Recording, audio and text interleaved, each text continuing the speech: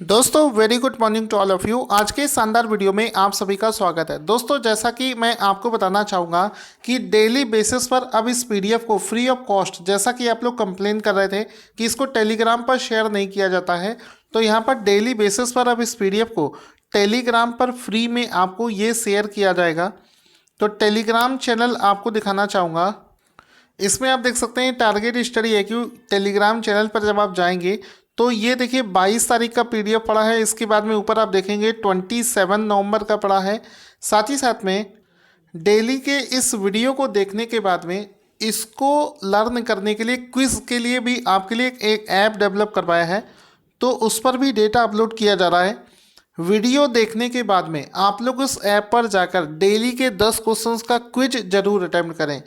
इसका जो mobile application का लिंक वीडियो के डिस्क्रिप्शन बॉक्स में आपको मिलेगा, वहां से एप्लीकेशन डाउनलोड करें और वहां पर आपको डेली बेसिस पर क्विज भी मिलेगा। शुरू करते हैं आज के सबसे पहले क्वेश्चन से। तो सबसे पहला प्रश्न बना है, निम्नलिखित में से किस राज्य ने क्रिकेट की सैयद मुश्ताक अली ट्रॉफी जीत ली है? हर साल एग्जाम में पूछा जाता है, बहुत इंपॉर्टेंट क्वेश्चन है। सैयद मुश्ताक अली ट्रॉफी को तमिलनाडु राज्य ने जीता है। ऑप्शन नंबर ए इसका राइट आंसर हो जाएगा कि वर्ष 2021 के लिए सैयद मुश्ताक अली ट्रॉफी को तमिलनाडु ने जीत लिया है।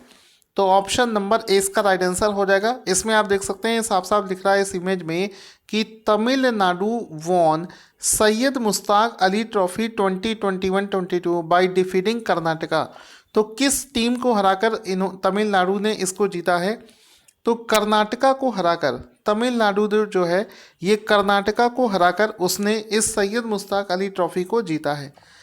अभी रिसेंट में दोस्तों एक एग्ज़ाम हुआ था, उसमें एक प्रश्न पूछा गया था कि बताइए सैयद मुश्ताक अली ट्रॉफी जो है इसका संबंध किस खेल से है? तो बहुत सारे बच्चों ने इसका आंसर फुटबॉल कर दिया था, जबकि राइट आंसर हो जाएगा इस ट्रॉफी का संबंध क्रिकेट से है। तो ये भी आपको याद रखना है, सैयद मुश्ताक अली ट्रॉफी का जो संबंध है ये क्रिकेट से है। तो ये भी आपको याद रखना है, एग्ज़ाम में आपसे पूछा जा सकता है। अब इसमें आपको एक चीज़ याद रखनी है कि तमिलनाडु ने कर्नाटका को हराकर इसको जीता है, ये चीज़ आप लोग याद रखेंगे। जितने भी पॉइंट्स मैं बता रहा हूँ सारे पॉइंट्स यहाँ पर लिखी हुई हैं। जैसे कि तमिलनाडु ने तीसरी बार इस खिताब को जीता है और इसका जो फाइनल मैच है ये अरुण जेटली स्टेडियम में खेला गया है। आपको पता होगा दिल्ली का ये जो अरुण जेटली स्टेडियम है इसका नाम चेंज किया गया था अरुण जेटली के नाम पर। नाम चेंज करने से पहले इसका क्या नाम था आप लोग कमेंट बॉक्स में लिखना बताएं। एक एग्ज़ाम में ये भी पूछा जा चुका है। अब जैसे कि एग्ज़ाम में अक्सर ये इस टाइप के क्वेश्चंस मिलते हैं कि आपको एक ट्रॉफ़ी का नाम दिया जाएगा और आपसे पूछा जाएगा कि बताओ ये कौन से खेल से संबंधित है।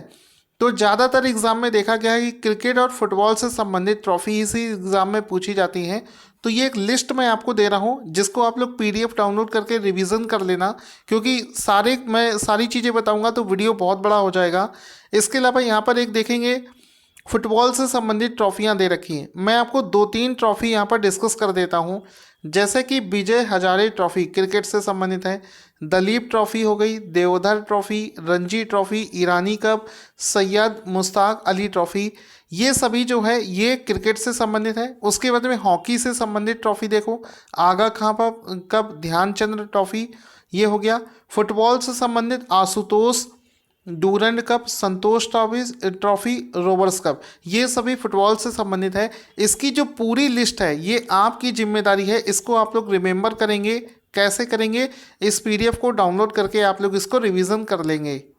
अगला क्वेश्चन इंपॉर्टेंट डेज के ऊपर बना है कि हर साल किस दिन international day for the elimination of violence against women किस दिन मनाया जाता है? तो आंसर हो जाएगा 25 नवंबर को। हर साल 25 ऑफ नवंबर को ये दिवस मनाया जाता है। इसमें आप देखेंगे हिंदी में इसको बोलते हैं महिलाओं के खिलाफ हिंसा के उन्मूलन का अंतर्राष्ट्रीय दिवस। महिलाओं के खिलाफ जो हिंसा हो रही है उसको समाप्त करने का ये जो दिवस है ये हर साल 25 नवंबर को मनाया जाता है। इसका फोटो भी देख सकते हैं कि वायोलेंस अगेंस्ट वुमेन 25 नवंबर को हर साल मनाया जाता है। थोड़ा वीडियो स्पीड से चलेगा, आप लोग भी उसी के हिसाब से थोड़ा माइंड मेकअप करें। वर्ष 2021 के लिए इस दिवस की थीम क्या होगी? तो वर्ष 2021 के लिए इस दिवस की थीम हो जाएगी orange the world and violence against women now. ठीक है, orange the world and violence against women now, ये इसका वर्ष 2021 के लिए थीम हो जाएगा। और रिसेंट में जितने भी एग्ज़ाम हैं उसमें ऐसा देखा गया है कि महिलाओं, बच्चों और पर्यावरण से संबंधित, पर्यावरण एंड स्वास्थ्य, महिलाओं, बच्चों, पर्यावरण और स्वास्थ्य संबंधित जितने भी दिवस हैं उसको जल्दी से आप लोग रिवीजन कर लो, क्योंकि एग्ज़ाम में बहुत ज़्यादा पूछा जाता है। जैसे कि इसी क्वेश्चन से रिलेटेड कुछ इंपॉर्टेंट डेज हैं। अंतर्राष्ट्रीय महिला दिवस हर साल 8 मार्च को मनाते हैं। अंतर्राष्ट्रीय ग्रामीण महिला दिवस 15 अक्टूबर को मनाया जाता है। अंतर्राष्ट्रीय पुरुष दिवस 19 नवंबर को मनाते हैं। अंतर्राष्ट्रीय बालिका दिवस 11 अक्टूबर को, और विश्व वरिष्ठ नागरिक दिवस हर साल 21 अगस्त को मनाया जाता है। आप लोग इसको याद रखेंगे एग्जाम के पॉइंट ऑफ व्यू से। इसके बाद में अगला शानदार क्वेश्चन बनता है कि निम्नलिखित में से किसने टेनिस का एटीपी फाइनल खिताब 2021 को जीत लिया है? तो इसका राइट आंसर हो जाएगा option number C. Option number C इसका राइट आंसर हो जाएगा Alexander Zverev. Option number C Alexander Zverev इसका राइट आंसर हो जाएगा। दिस इज़ वेरी इंपॉर्टेंट, याद रखना कि एटीपी फाइनल्स का टाइटल जो है ये अलेक्जेंडर ज़ेवरेव ने जीता है। ये टेनिस की जो प्रतियोगिता होती है एग्जाम में अक्सर पूछी जाती है, तो अलेक्जेंडर ज़ेवरेव इसका राइट आंसर हो जाएगा। इसमें आप अलेक्जेंडर ज़ेवरेव का फोटो देख सकते हैं जिन्होंने एटीपी फाइनल्स का खिताब जीत लिया है। अब यहाँ पर दोस्तों हम लोग देखेंगे कि ये जो अलेक्जेंडर ज़ेवरेव हैं, अभी रिसेंट में एक एग्ज़ाम में पूछा गया था कि एक प्लेयर का नाम दिया था, टेनिस का इवेंट था और वो कौन से देश से बिलोंग करता है। तो आपसे गलती से भी कोई गलती ना हो जाए, तो ये अलेक्जेंडर ज़ेवरेव जो हैं ये जर्मनी देश से बिलोंग करते हैं, जर्मनी देश से बिलोंग करते हैं। और इन्होंने किसको हराकर ये जीता है? तो डेनियल मेडवेडेव को हराकर उन्होंने इसको जीता है, जो कि रूस देश के प्लेयर हैं। तो रूस के डेनियल मेडवेडेव को हराकर इन्होंने इसको जीता है। साथ ही साथ में और भी खिलाड़ी इसके नाम दे रखे हैं, उसको आप लोग पीडीएफ से रिवीजन कर लेना। मैं जो एक्स्ट्रा फैक्ट है उसमें मैं 2 ही 3 फैक्ट बता रहा हूँ, बाकी सारे फैक्ट्स आपको रिवीजन कर दें, क्योंकि वीडियो बहुत लार्ज हो जाता है, इसकी वजह से मैं इसको आप लोग रिवीजन कर लेना। अब अगला जो शानदार क्वेश्चन है ये है नेम चेंज को लेकर, बदले गए नाम। एग्जाम का फेवरेट क्वेश्चन है कि किस राज्य के पाताल पानी रेलवे स्टेशन का नाम चेंज करके एक आदिवासी आइकन जिनका नाम है तात्या भील के नाम पर करने की घोषणा करी गई है। एक बार फिर से देखना कि हाल ही में किस राज्य में स्थित एक रेलवे स्टेशन है जिसका नाम है पाताल पानी रेलवे स्टेशन। पाताल पानी रेलवे स्टेशन का नाम जो है ये तात्या भील के नाम पर रखा जा रहा है। तो इसकी घोषणा किस राज्य में करी गई है? आंसर हो जाएगा इसका Madhya Pradesh. Option number D इसका राइट आंसर हो जाएगा कि मध्य प्रदेश में ऐसा किया जा रहा है। इसमें आप देख सकते हैं पाताल पानी रेलवे स्टेशन है, उसका नाम चेंज करके वहाँ के जो मुख्यमंत्री हैं शिवराज सिंह चौहान, उन्होंने इसका नाम चेंज करके तात्या भील के नाम पर करने की घोषणा करी है। अब ये जो रेलवे स्टेशन है ये इंदौर एरिया में आता है। इंदौर के इस रेलवे स्टेशन का नाम चेंज करके तात्या भील के नाम पर कर दिया गया है। साथ ही साथ में ये जो आदिवासियों के हीरो हैं जिनको इनको वहाँ लोकल लैंग्वेज में इंडियन रॉबिन हुड के नाम से भी जाना जाता है। साथ ही साथ में सीएम ने एक और घोषणा करी है, 2 और इंदौर में नाम चेंज किए गए हैं। क्या क्या चेंज हुए हैं? पहले तो भंवर कुआं चौराहा जो है उसका नाम चेंज किया जाएगा, और एक बस स्टैंड है जिसका नाम है MR10 बस स्टैंड, इसका नाम भी तात्या भील के नाम पर रखा जाएगा। तो याद रखना, एक रेलवे स्टेशन हो गया जो कि मैंने आपको करा दिया, दूसरी बात में एक बस स्टैंड हो गया MR10, इसका नाम चेंज करके भी तात्या भील किया जाएगा, और भंवर कुआं चौराहा जो है इसका नाम चेंज करके भी तात्या भील के नाम पर कर दिया जाएगा। तो ये भी आपको याद रखना है, एग्जाम में आपसे पूछा जा सकता है।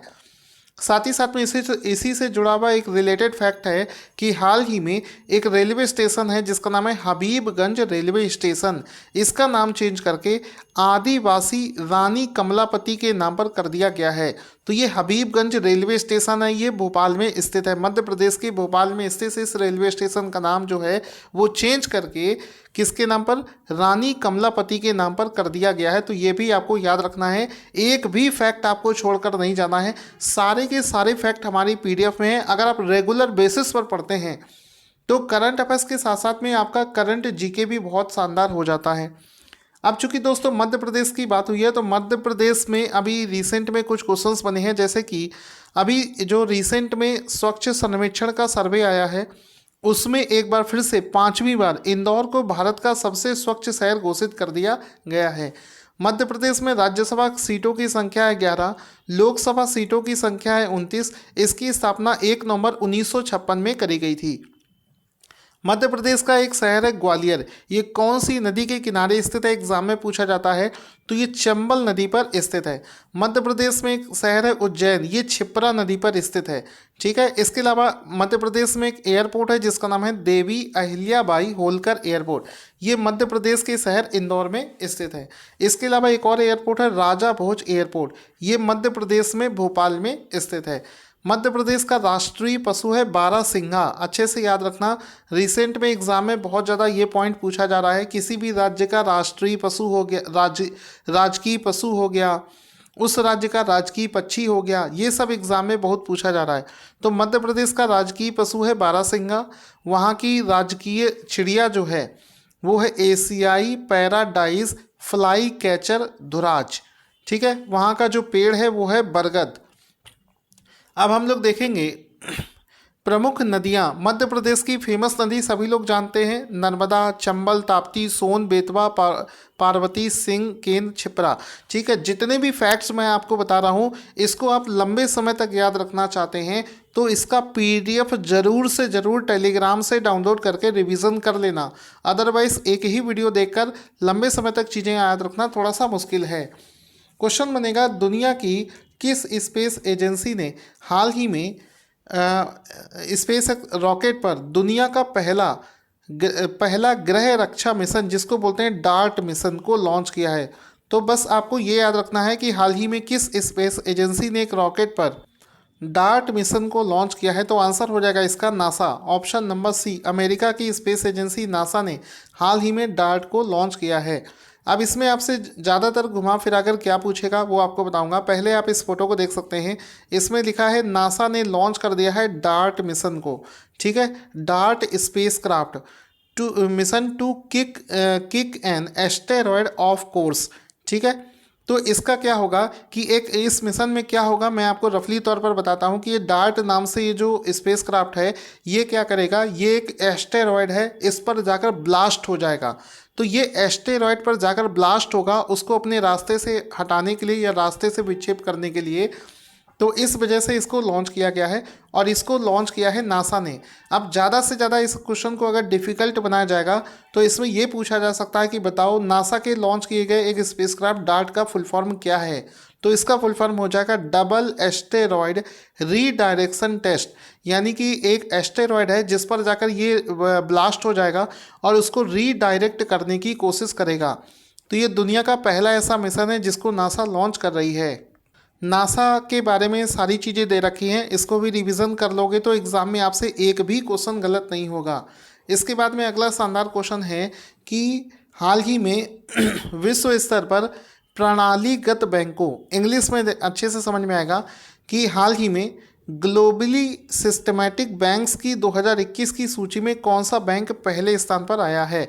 तो एक बार फिर से देखेंगे, इसमें लिखा है ग्लोबली सिस्टमैटिक बैंक्स की एक सूची बनाई गई है और उस सूची में कौन सा जो बैंक है वो पहले स्थान पर आया है।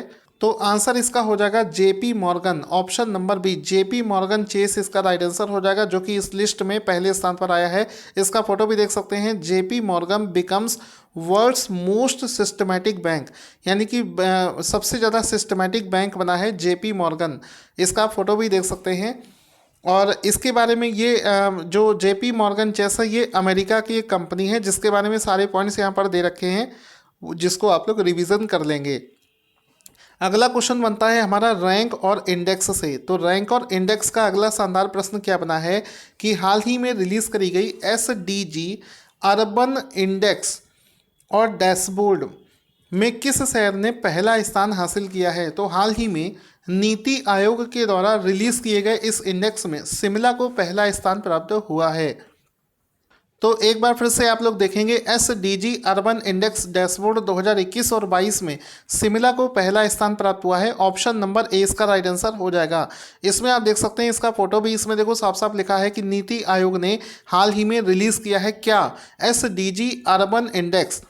तो एक बहुत शानदार क्वेश्चन ये भी बनता है कि बताओ एसडीजी अर्बन इंडेक्स को रिलीज कौन करता है। तो आंसर हो जाएगा इसको नीति आयोग रिलीज करती है। और इस इंडेक्स में कौन सा शहर पहले स्थान पर आया है, तो हिमाचल प्रदेश का शिमला जो है वो इसमें पहले स्थान पर आया है। साथ ही साथ में 56 शहरों में शिमला सबसे ऊपर है, जबकि सबसे लास्ट में कौन सा शहर है ये पूछा जाए तो झारखंड का धनबाद शहर जो है ये सबसे निचले पायदान पर है। इसको आप लोग याद रखोगे। अब चूंकि दोस्तों इसमें कई सारी चीज़ें आपको और समझनी है, जैसे कि इसमें टॉप के 3 शहर कौन कौन से हैं। शिमला पहला है, मैं आपको बता चुका हूँ। दूसरे नंबर पर है कोयम्बटूर और तीसरे स्थान पर आता है चंडीगढ़। ये तीनों नाम आपको याद रखने हैं। साथ ही साथ में चूंकि शिमला हिमाचल प्रदेश में स्थित है तो हिमाचल प्रदेश के बारे में समझते हैं। इसकी जो ग्रीष्मकालीन कैपिटल है वो है शिमला और शीतकालीन कैपिटल का नाम है धर्मशाला। इसके मुख्यमंत्री का नाम है जयराम ठाकुर, राज्यपाल का नाम है राजेंद्र विश्वनाथ आर्लेकर। इसका राजकीय पक्षी कौन है। मैंने आपसे बताया था कि अभी एमटीएस में और एसएससी जीडी में बार बार ये प्रश्न पूछे गए हैं, इस वजह से अब आपको ये चीज़ भी करवाना स्टार्ट कर दिया है। इसका जो राजकीय पक्षी है वो है पश्चिमी ट्रैगोपॉन। इसका जो राजकीय पशु है वो है हिम तेंदुआ। इसका जो राजकीय पुष्प है वो है गुलाबी रोडेंडोड्रोन। तो ये सब भी अगर आपने कर लिए तो समझो कि जो डिफ़िकल्ट वाले क्वेश्चन किसी भी एग्ज़ाम में होते हैं, अगर आप उनमें से शामिल हो गए, उन क्वेश्चंस को आपने सही कर दिया तो जीके आपका बहुत ही ज़बरदस्त हो जाएगा। यहाँ पर हिमाचल प्रदेश के कुछ नेशनल पार्क हैं जिसका रिवीजन आप कर सकते हैं।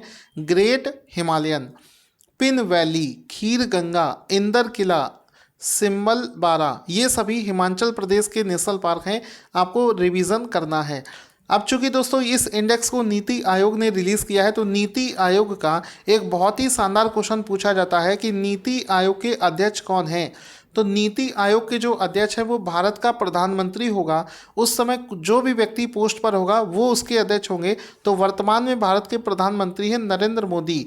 तो आंसर नरेंद्र मोदी हो जाएगा।